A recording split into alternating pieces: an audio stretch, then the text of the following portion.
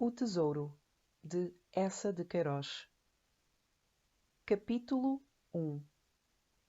Os três irmãos de Medranhos, Rui, Goanes e Rustabal, eram então, em todo o reino das Astúrias, os fidalgos mais famintos e os mais remendados. Nos passos de Medranhos, a que o vento da serra levara vidraça e telha, passavam eles as tardes desse inverno engelhados nos seus pelotes de camelão, batendo as solas sobre as lajes da cozinha, diante da vasta lareira negra, onde desde muito não estalava lume nem fervia a panela de ferro. Ao escurecer, devoravam uma côdea de pão negro esfregada com alho. Depois, sem candeia, através do pátio, fendendo a neve, iam dormir à estrebaria, para aproveitar o calor das éguas lazarentas que, esfaimadas como eles, roíam as traves da manjedoura. E a miséria tornara estes senhores mais bravios que lobos. Ora, na primavera, por uma silenciosa manhã de domingo, andando todos três na mata de roquelanas, a espiar pegadas de caça e a apanhar tortulhos entre os robles, enquanto as três éguas pastavam a relva nova de abril, os irmãos de Medranhos encontraram, por trás de uma moita de espinheiros, numa cova de rocha, um velho cofre de ferro, como se o resguardasse uma torre segura. Conservava as suas três chaves nas suas três fechaduras. Sobre a tampa, mal decifrável através da ferrugem, corria um dístico em letras árabes. E dentro, até às bordas, estava cheio de dobrões de ouro. No terror e esplendor da emoção, os três senhores ficaram mais lívidos do que sírios. Depois, mergulhando furiosamente as mãos no ouro, estalaram a rir, num riso de tão larga rajada que as folhas tenras dos olmos em roda tremiam, e de novo recuaram, bruscamente se encararam, com os olhos a flamejar, numa desconfiança tão desabrida que Goanes e Rustabal apalpavam nos cintos os cabos das grandes facas. Então Rui, que era gordo e ruivo e o mais avisado, ergueu os braços, como um árbitro, e começou por decidir que o tesouro, ou viesse de Deus ou do demónio, pertencia aos três, e entre eles se repartiria rigidamente, pesando-se o ouro em balanças. Mas como poderiam carregar para Medranhos, para os cimes da serra, aquele cofre tão cheio? Nem convinha que saíssem da mata com o seu bem antes de cerrar a escuridão.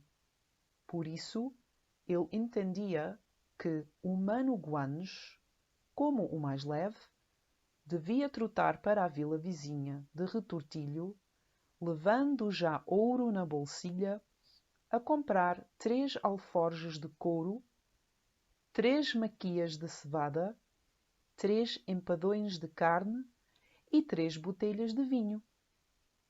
Vinho e carne eram para eles, que não comiam desde a véspera. A cevada era para as éguas. E assim refeitos, senhores e cavalgaduras ensacariam o ouro nos alforjes e subiriam para Medranhos, sob a segurança da noite sem lua. Bem tramado! Gritou Rustabal, homem mais alto que um pinheiro, de longa guedelha, e com uma barba que lhe caía desde os olhos raiados de sangue até à fivela do cinturão. Mas Goanes não se arredava do cofre. Enrugado, desconfiado, puxando entre os dedos a pele negra do seu pescoço de Grou. Por fim, brutalmente: Manos, o cofre tem 3 chaves. Eu quero fechar a minha fechadura e levar a minha chave. Também eu quero a minha, mil raios, rugiu logo Rustabal. Rui sorriu. De certo, de certo. A cada dono do ouro cabia uma das chaves que o guardavam e, cada um em silêncio, agachado ante o cofre, cerrou a sua fechadura com força.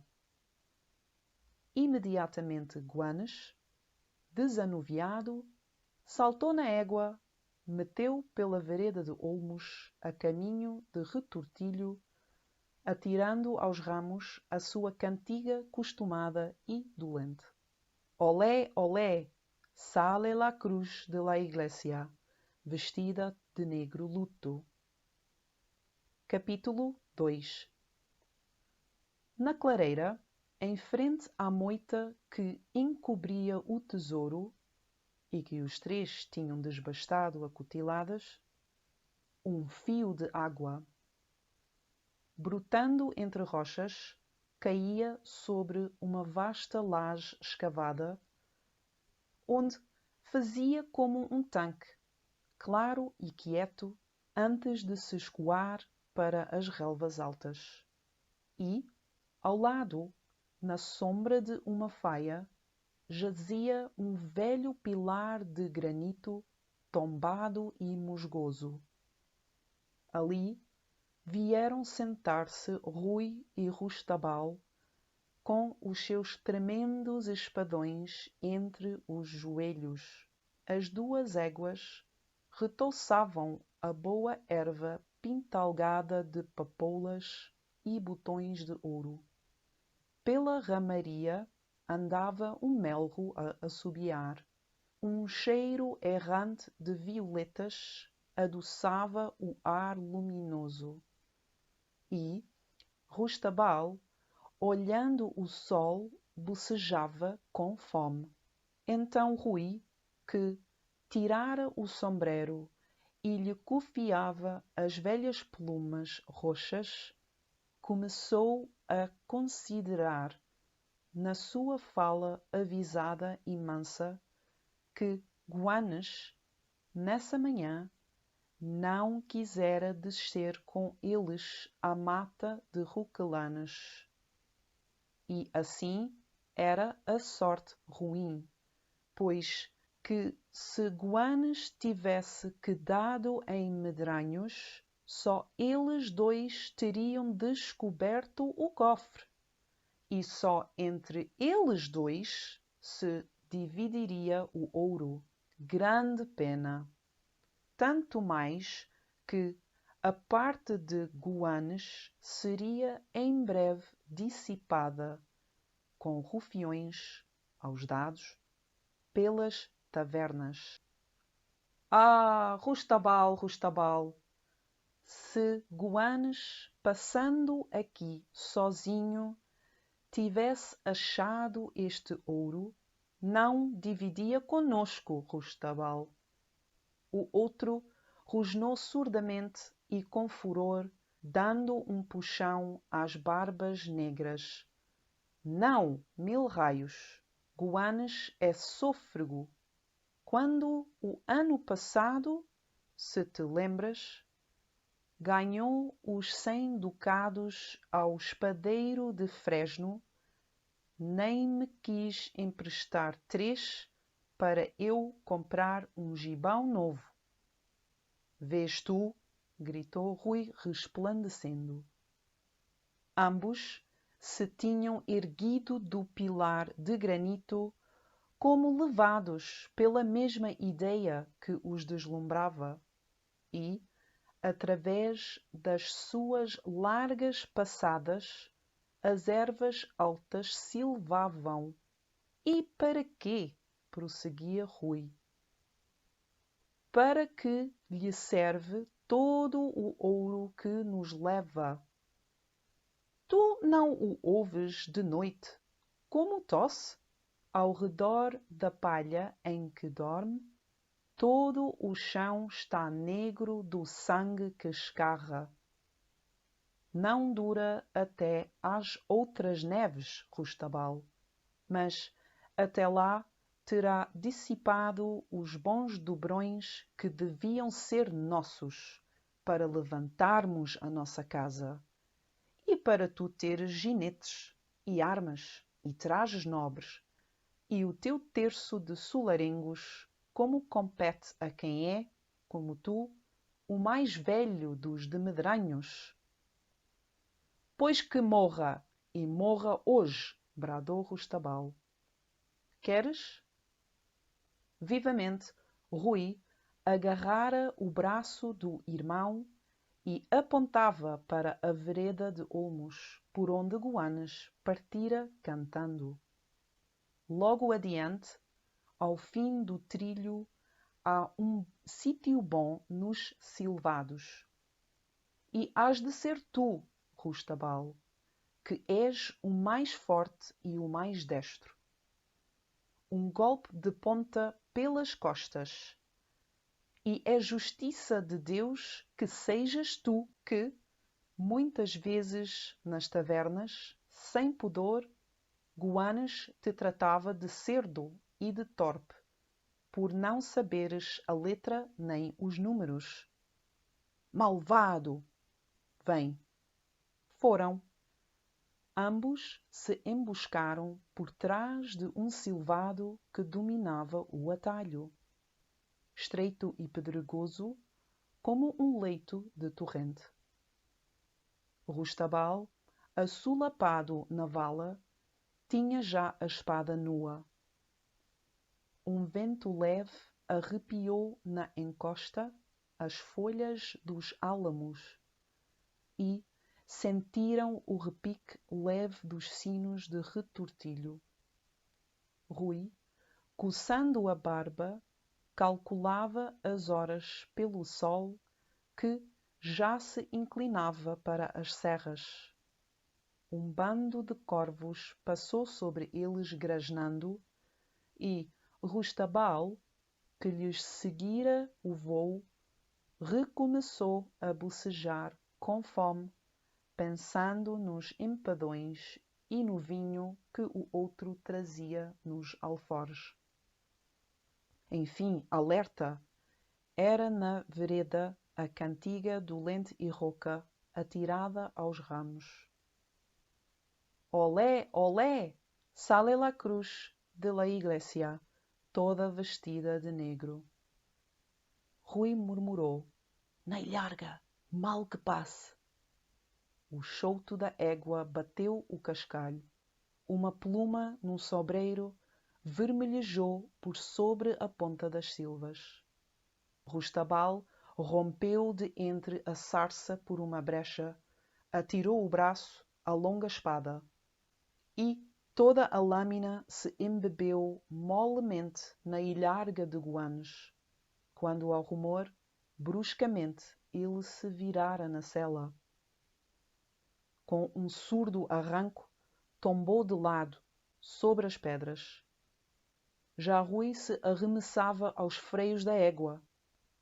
Rustabal, caindo sobre Goanes, que arquejava, de novo lhe mergulhou a espada, agarrada pela folha como um punhal, no peito e na garganta. A chave! Gritou Rui.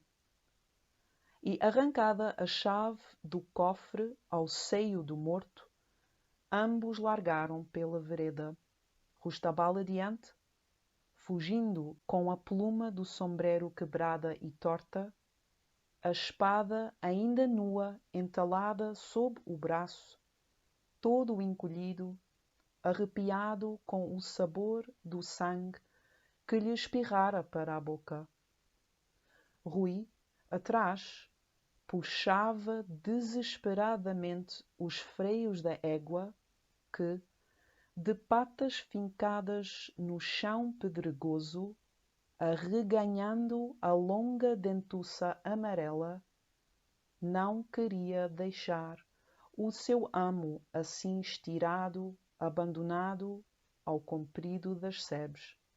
Teve de lhe espicaçar as ancas lazarentas com a ponta da espada, e foi correndo sobre ela, de lâmina alta, como se perseguisse um mouro que desembocou na clareira onde o sol já não dourava as folhas. Rustabal arremessara para a relva o sombrero e a espada, e, debruçado sobre a laje escavada em tanque, de mangas arregaçadas, lavava ruidosamente a face e as barbas. A égua, quieta, recomeçou a pastar, carregada com os alforjes novos que Goanes comprara em retortilho. Do mais largo, abarrotado, surgiam 2 gargalos de garrafas. Então Rui tirou lentamente do cinto a sua larga navalha, sem um rumor na relva espessa, deslizou até Rustabal, que resfolegava com as longas barbas pingando, e, serenamente, como se pregasse uma estaca num canteiro, enterrou a folha toda no largo dorso dobrado, certeira sobre o coração. Rustabal caiu sobre o tanque, sem um gemido, com a face na água, os longos cabelos flutuando na água. A sua velha escarcela de couro ficara entalada sob a coxa. Para tirar de dentro a terceira chave do cofre, Rui sollevou o corpo, e um sangue mais grosso jorrou, escorreu pela borda do tanque, fumegando. Capítulo 3. Agora eram dele, só dele, as 3 chaves do cofre. E Rui, alargando os braços, respirou deliciosamente. Mal a noite descesse, com o outro metido nos alforjes, guiando a fila das éguas pelos trilhos da serra, subiria a Medranhos e enterraria na adega o seu tesouro. E quando ali na fonte, e além rente aos silvados, só restassem, sob as neves de dezembro, alguns ossos sem nome, ele seria o magnífico senhor de Medranhos, e, na capela nova do solar renascido, mandaria dizer missas ricas pelos seus 2 irmãos mortos. Mortos como? Como devem morrer os de Medranhos, a pelejar contra o turco.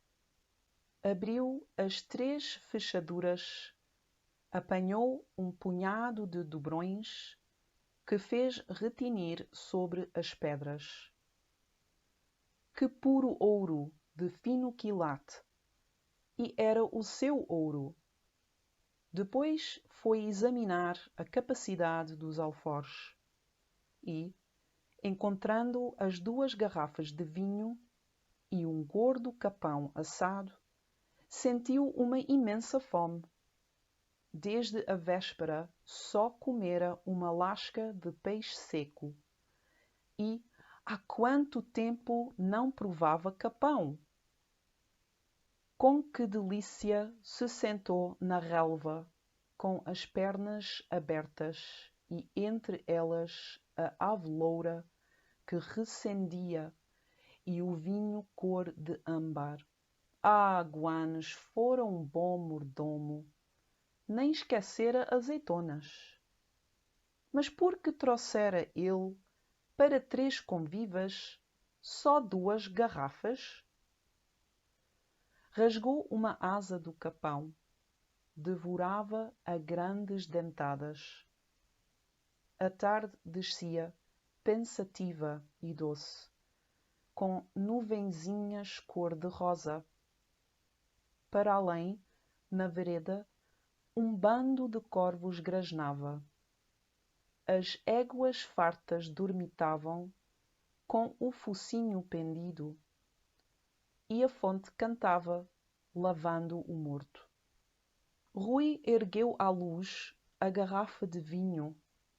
Com aquela cor velha e quente, não teria custado menos de 3 maravedis.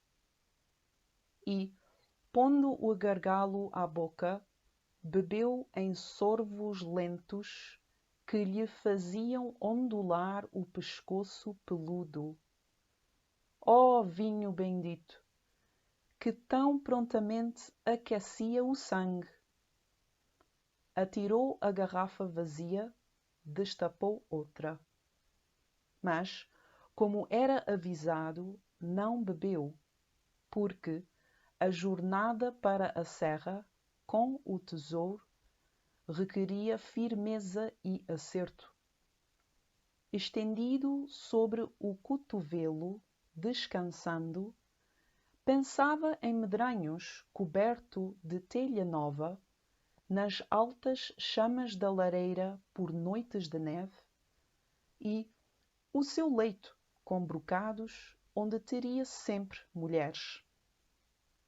De repente, tomado de uma ansiedade, teve pressa de carregar os alforjes. Já entre os troncos a sombra se adensava. Puxou uma das éguas para junto do cofre.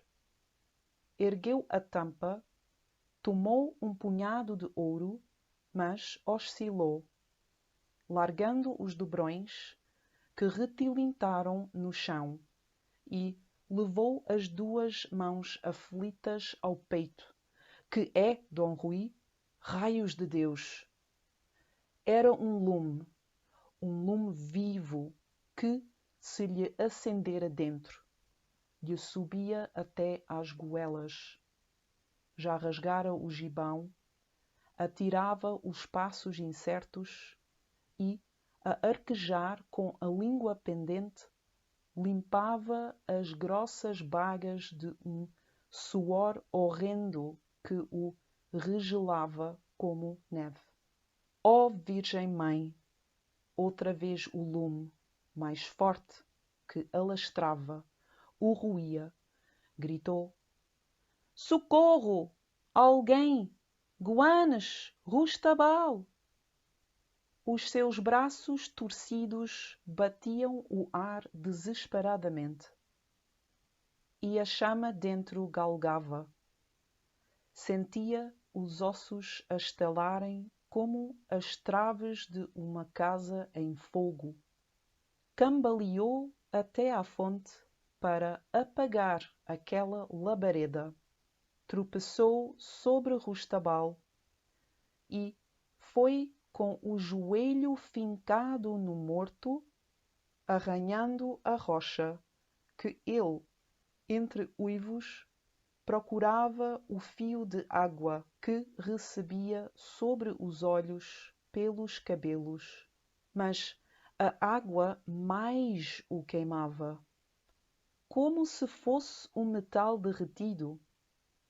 Recuou, caiu para cima da relva, que arrancava aos punhados e que mordia, mordendo os dedos para lhe sugar a frescura. Ainda se ergueu com uma baba densa a escorrer-lhe nas barbas e, de repente, esbugalhando pavorosamente os olhos, berrou, como se compreendesse, enfim, a traição, todo o horror. É veneno! Ó Dom Rui, o avisado, era veneno! Porque Goanes apenas chegara a Retortilho, mesmo antes de comprar os alforjes, correra cantando a uma viela por detrás da catedral a comprar ao velho droguista judeu o veneno que, misturado ao vinho, o tornaria a ele somente, dono de todo o tesouro. Anoiteceu. 2 corvos, de entre o bando que grasnava além nos silvados, já tinham pousado sobre o corpo de Goanas. A fonte, cantando, lavava o outro morto. Meio enterrado na erva negra, toda a face de Rui se tornara negra. Uma estrelinha tremeluzia no céu. O tesouro ainda lá está, na mata de Roquelanas.